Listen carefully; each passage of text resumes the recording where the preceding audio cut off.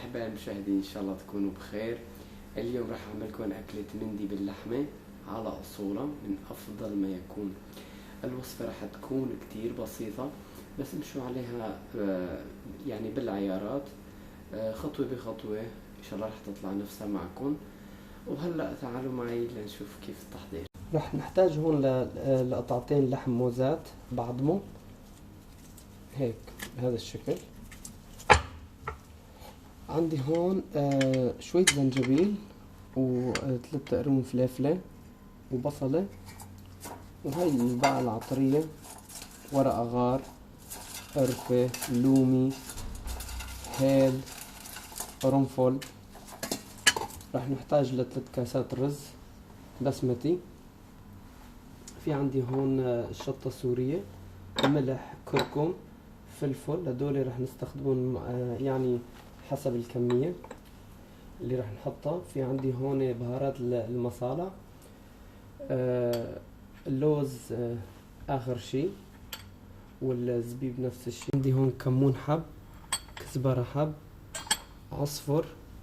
راح نحتاج للزعفران، اللون، زيت نباتي، فحمة. هلا بنبلش. اول شي بنسلق اللحمة.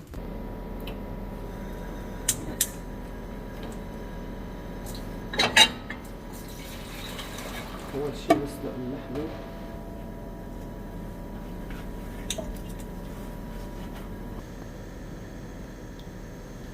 راح نضيف عليهم 4 معالق ملح،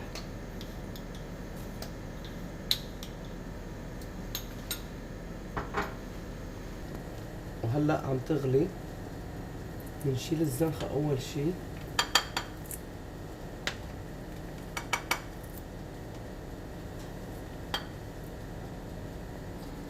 وهلا بعد ما شلت الزنخة حط ورق غار، حبة لومي، قرفة، وقرنفل، وهيل، بصل، زنجبيل، عصفر. هلا بخليهم هيك لمدة 3 ساعات للاستواء. طبعا على نار هادية.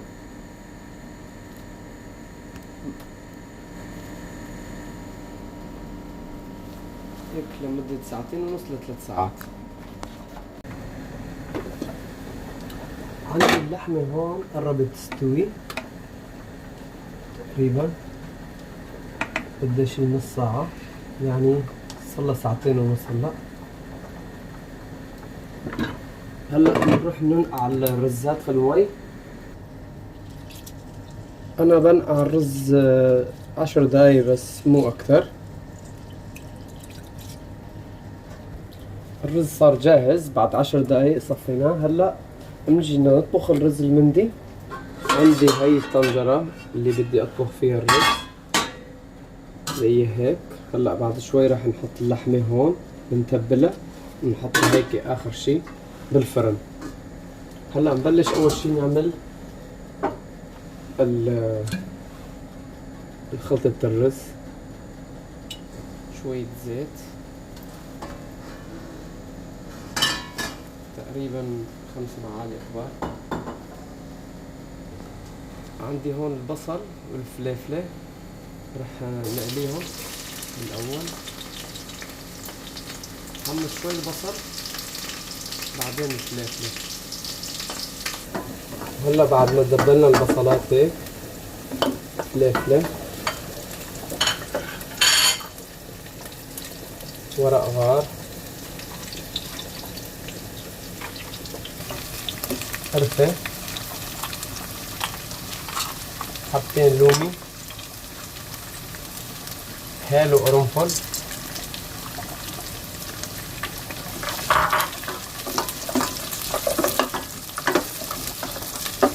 كزبرة، كمون،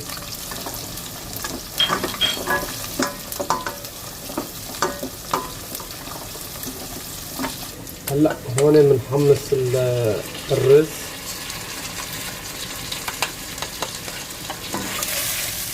حركهم هيك بشوي ليتحمصوا الرزات.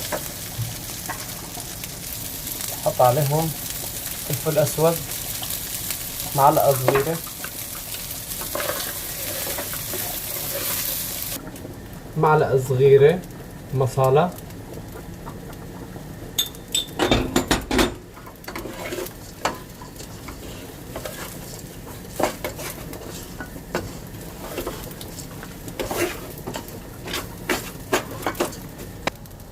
عندي الرز صار جاهز تحميص. راح نحط مية اللحم. 3 كاسات رز بياخدوا 4 كاسات مي.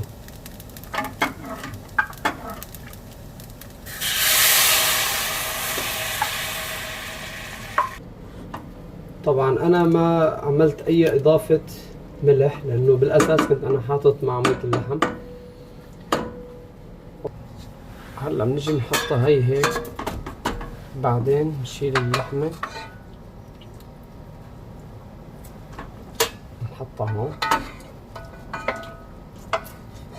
اللحمة مستوية بس كمان بدي اعمرها شوي بالفرن. مشان تحمير اللحم رح نحتاج لشوية زيت،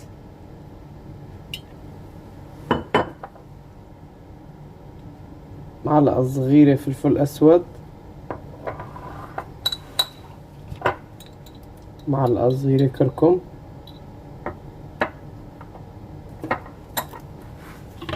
لا هيك بحركهم مع بعض. ندهن فيها اللحمة.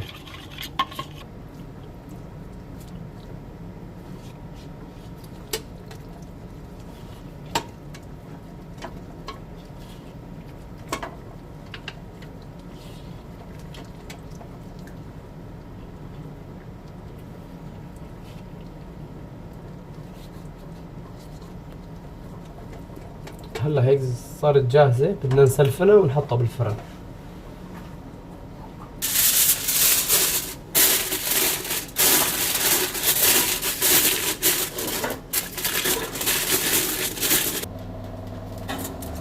هلا بنحط الطنجرة هاي بالفرن لمدة نص ساعة، درجة الحرارة 250، نص ساعة. وهلا لبين ما يطلع المندي من الفرن في عنا رح نحضر كمان صوص الدقوس، كمان هذا بيتاكل مع المندي. رح نحتاج لبندورة وبصل وثوم وفليفلة، فليفلة مو حادة كتير، وكزبرة وشطة سورية وملح. وهلا رح نقطعهم بهذا الشكل. رح افرم البصل ناعم. فيكن هاي المكونات تضربوها على الخلاط كمان بيمشي الحال، بس انا بفضل على السكين.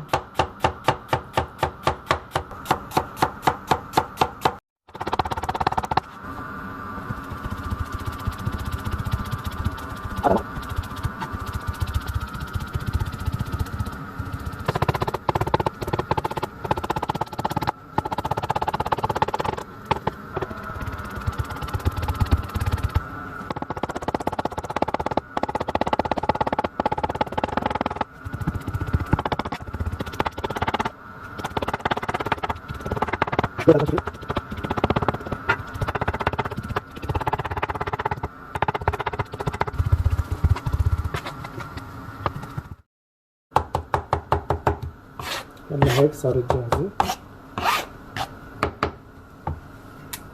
نجيب المكونات اللي فرمناهم هيك بهذا الشكل، ننزل بندورة كمان عليهم.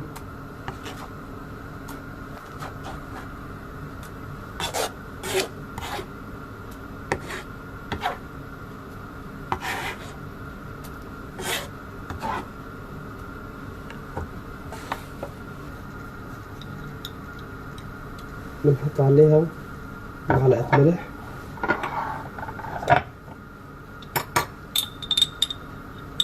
معلقة شطة،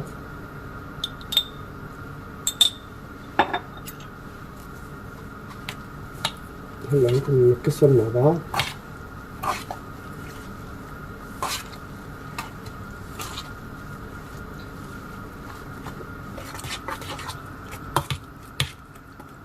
هلا عندي الصوص هيك صار جاهز.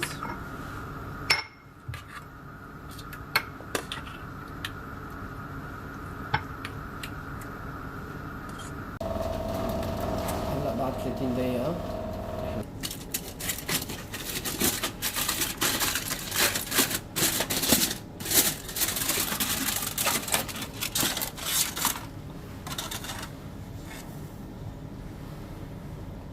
جاهزة. هلا رح نجيب الفحمة.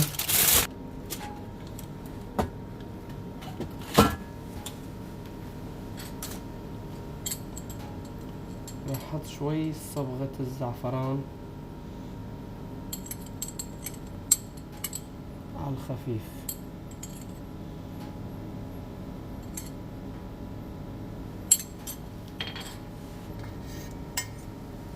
والفحمة هيك شوية زيت.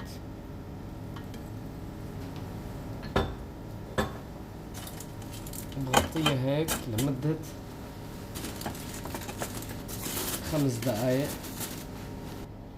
بالنسبة للفحم باعتبار انه هاي الأكلة المندي لازم نعملها على الحطب، بس نحن هون اختصرنا شغل الحطب بفحمة صغيرة، هي بتعطيها نكهة طيبة كتير للرز.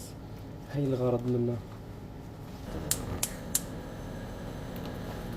رح نحمص هلا اللوز بشوية زيت، والزبيب نفس الشي.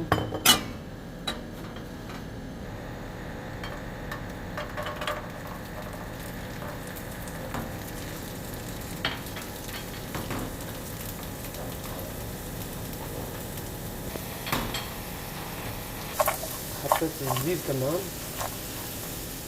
هلا هيك صاروا جاهزة الزبيب واللوز مع بعض. شايفين كيف؟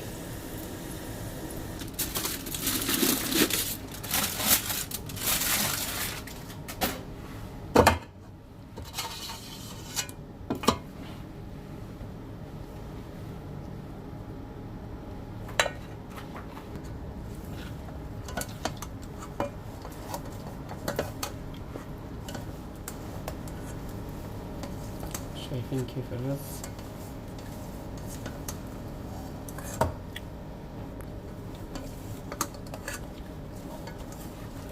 هلا بنجي بنصب على هاي الصينية.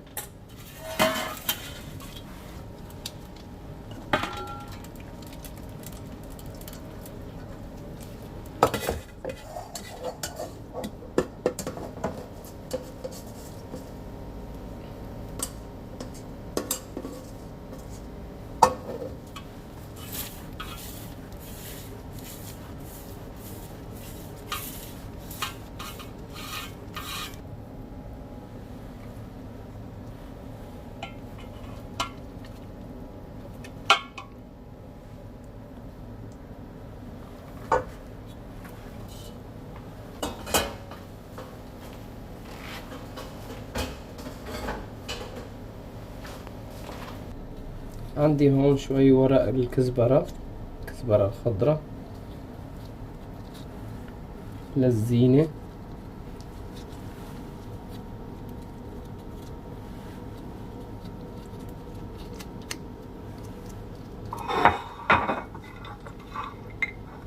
والمكسرات.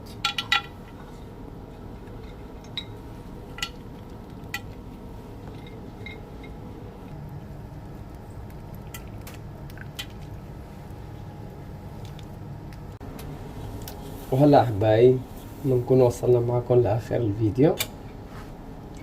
هلا بنشوف كيف صايرة اللحمة.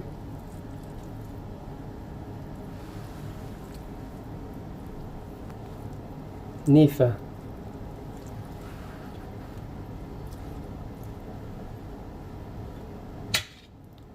والصوص.